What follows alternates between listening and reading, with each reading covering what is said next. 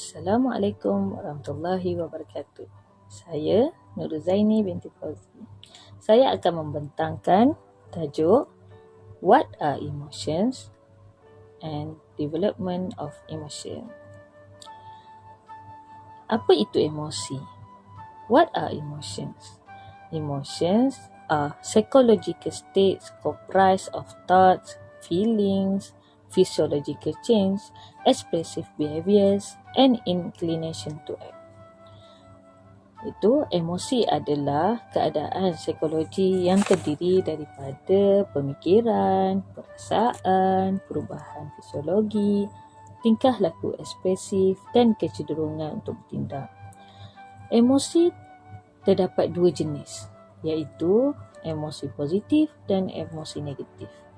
Emosi positif contohnya semangat, kegembiraan dan kasih sayang. Manakala emosi negatif, kebimbangan, kemarahan dan rasa bersalah dan kesedihan. Seseorang yang mempunyai emosi positif mempunyai kehidupan yang positif. Manakala jika seorang itu mempunyai emosi negatif, kehidupan mereka pun akan menjadi negatif. Selain itu, kecekapan emosi perlu ada dalam diri kanak-kanak, iaitu emotional competence, kecekapan emosi. Kanak-kanak juga perlu mempunyai skill dalam kecekapan emosi. Bagaimana seorang kanak-kanak mengendalikan emosi mereka dan mengenali emosi mereka bagi mempertingkatkan hubungan yang lebih positif dan menjadi tabah dalam menghadapi keadaan tertekan. Antara skill emotional competence iaitu awareness of one's emotional states. Contohnya macam kebolehan membezakan sedih dengan gelisah. Second, detecting others' emotions. Contohnya, seseorang itu dapat memahami perasaan orang lain sama ada orang itu sedih ataupun takut. Dan yang ketiga, dapat merasai perasaan orang lain. Sebagai contoh, apabila kawan bercerita sedih dan menangis, kawan tersebut juga akan menangis. Dan yang keempat, dapat mengatasi emosi yang negatif. Dalam emosi, terdapat perkembangannya. Ada 3 peringkat, iaitu infants, bayi, early childhood, and middle and late childhood. Middle childhood emotions starts from infant and then early childhood. Emosi mereka sekarang terjadi adalah bagaimana emotion competence mereka bermula, iaitu bermula daripada bayi dan early childhood. Saya akan menerangkan perkembangan emosi bermula daripada bayi. Bayi mempunyai early emotion, iaitu terbahagi kepada 2, primary emotion and subconscious emotions. Primary emotions ini ada pada manusia, ada pada haiwan. Mempunyai fitrah yang tersendiri, bermula daripada bayi. Macam mana bayi keluar dengan menangis, itu yang ada pada diri manusia dan haiwan. Sebagai contoh, kegembiraan, kemarahan, kesedihan, ketakutan dan kejijikan. Manakala self-conscious emotions, kesedaran yang ada dalam diri kita. Bila kita dah besar, bila kanak-kanak mulai membesar, akan ada perasaan jealous, empati dan perasaan malu. Bagaimana kanak-kanak melihat bayi berumur 6 bulan, melihat maknya mendukung atau memegang anak orang lain, dia mula rasa jealous. Seterusnya, bayi dapat mengekspresikan emosi. Ekspresi emosi atau emotional expressions mempunyai 3 aspek, iaitu crying, smiling and fear. menangis, senyum dan takut. Crying atau menangis mempunyai 3 aspek, iaitu basic cry, anger cry dan pain cry. Biasa, ibu bapa, terutama ibu, dapat mengenali 3 keadaan bayi yang menangis. Dari situ, ibu dapat tahu sama ada bayi itu lapar ke, sakit ke atau tidak selesa. Manakala smiling, senyum pula terdapat 2 keadaan, iaitu reflexive smile dan social smile. Contoh bagi reflexive smile, during sleep, ketika tidur. Dalam dia tidur, tiba-tiba dia senyum. Kita sebagai orang besar akan melihat mesti bayi itu dapat mimpi yang indah. Sebab tu dia senyum. Anggapan kita. Social smile, iaitu apabila kita mengagah bayi tersebut dan dia senyum. Ataupun dia melihat adik-adik dia bergurau senda depan dia, menyebabkan dia pun tersenyum juga, ibarat kakak dan abangnya mengagah dia. Fear pula.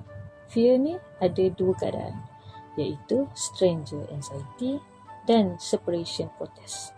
Ia berlaku apabila bayi tersebut berumur 6 hingga 18 bulan. Stranger anxiety ni apabila mereka tengok orang yang tak dikenali, mereka akan menunjukkan rasa bimbang. Manakala separation protest pula, bayi tersebut akan menangis apabila penjaga meninggalkan dia.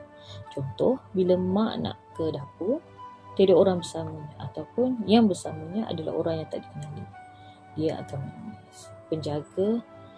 Penjaga perlu menenangkan bayi tersebut sebelum ia menjadi tegang atau tidak terkawal. Maksud kat sini, bila bayi tu rasa takut, kita perlu menenangkan dia lah, supaya dia akan rasa tenang.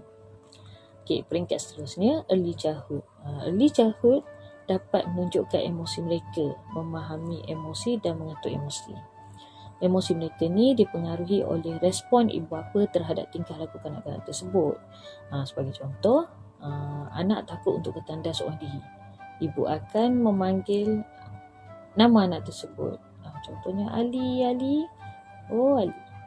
Bahawasanya ibu bersama dengannya untuk elak daripada takut bertandas seorang diri. Early childhood juga pandai mengatur emosi. Contoh, kalau mereka sedih, mereka tidak akan menangis kerana malu orang nampak. Semua emosi yang berlaku ini berkaitan cara ibu bapa melatih anak-anak dalam mengenali dan mengatur emosi. Peringkat yang ketiga, middle childhood and late childhood. Ketika ini, mereka berkebolehan memahami emosi yang kompleks. Sebagai contoh, maruah dan malu.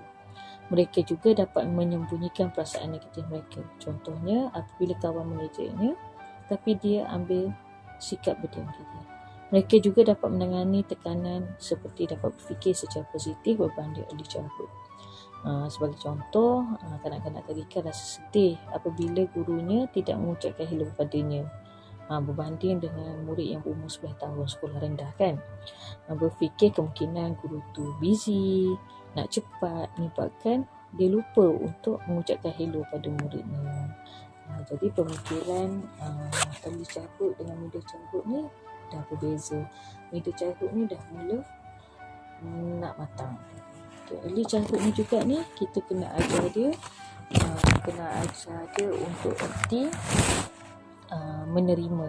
Contohnya, dia selalu menang. Kita kena ajar dia untuk menerima kekalahan.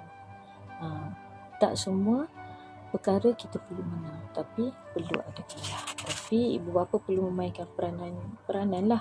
Kenapa dia perlu kalah, kenapa dia perlu menang, bagi peluang ke orang untuk menang. Dengan itu, kita sebagai ibu bapa, guru dan masyarakat perlu memainkan peranan penting dalam mengenal pasti emosi anak-anak supaya anak-anak dapat mengawal, mengatur, mengenal emosi sendiri dan orang sekeliling mereka. Dengan itu, kita boleh kanak-kanak middle childhood boleh bergaul dengan semua orang. Maknanya dia tahu waktu dia marah, waktu dia sedih, waktu dia gembira, dan pandai social relationship dengan orang sekeliling supaya dia mempunyai kawan. Okey, di sini saya kongsikan kajian daripada Greenwich and others. Cadangan untuk guru, ibu bapa dan masyarakat sekeliling mengambil berat tentang kanak-kanak yang terlibat dengan bencana dan serangan teroris. Antara cadangannya ialah yakinkan keselamatan kanak-kanak tersebut, bahawasanya dia akan selamat. Yang kedua, membenarkan kanak-kanak menceritakan apa yang terjadi kepada mereka dan sabar menegar, sama ada cerita tu panjang ke, pendek ke, berulang ke, tapi kita kena mendengar luahan kanak-kanak tersebut. Mengelakkan kanak-kanak bercakap tentang perasaan mereka dan yakinkan bahawa perasaan itu normal, bukannya abnormal, perasaan yang luar biasa. Semua orang ada perasaan tu, selepas terjadi suatu perkara. Yang keempat, lindungi kanak-kanak tersebut daripada terjadi perkara itu semula. Dan yang terakhir, bantu anak-anak memahami apa yang berlaku. Tolong mereka untuk memahami kenapa benda tu berlaku. Okey, setakat ini sahaja pembentangan saya. Terima kasih. Semoga pendengaran saya ini memberi manfaat kepada anda semua.